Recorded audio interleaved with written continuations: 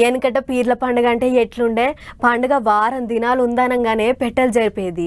ఈ తాప ఏమేం సవార్లు పెట్టాలి అని పీర్లు పెట్టేటోళ్ళంతా కూర్చొని మాట ముచ్చట పెట్టి పండుగలకు అంత తయారుగా ఉండేది. ఇక ఊరి నడి చౌరస్తా కాడ కొట్టమేసి దాని ముంగట హాల్వా తవ్వేది. ఇక పీర్లు కట్టే పెద్ద మనిషి సవారు కొత్త కొత్త దట్టీలు తెచ్చి ఒక్కోటి మా సుందరంగా కట్టేది. అటెంక అసలు కథ షురు అయ్యేది. మరి గట్లయ్యే మొహరం పండుగను మనం కూడా చూడాలి కదా. చలో. హసైదుల హారతి కాళ్ళ గజ్జల గమ్మతి అని పీర్ల పండుగ మా జోరుగా షురువైంది. ప్రకాశం జిల్లా అర్ధవీడ మండలంలో ఉన్న రంగాపురం ఊరోళ్ళు సవార్లను లేపి ఆడుతుంటే మా సంబరంగా ఉందనుకో రాదుర్రి.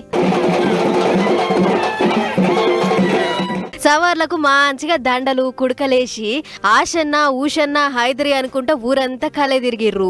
గీ పీర్ల పండుగను చూస్తానికి అటు చుట్టుపట్టు ఉండే ఊర్ల జనం శీతం వచ్చిర్రట. ఇటు పట్నంలో కూడా మొహరం పండుగను ముస్లిం సోదరులు మా సంబరంగా షురూ చేసిర్రు. ఈ పండుగకు మంత్రి పొన్నం ప్రభాకర్ సార్ హాజరవడి మొక్కులు పెట్టుకుండు. పండుగ నిమ్మలంగా చేసుకోర్రి బాయ్ అని అలుముకుండు. మొదలు అందరు ఒకటే తీరు బట్టలేసి నమాజ్ చదివిర్రు. ఆ టెంక ఊదు పొగేసి పూజలు చేసినాక అసలు కార్యం షురువైంది.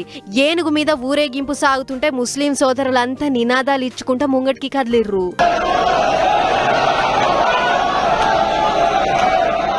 పోలీసులు కూడా ఏ లొల్లులు పంచాయతీలు కాకుండా బందోబస్తు గట్టినే పెట్టిర్రు.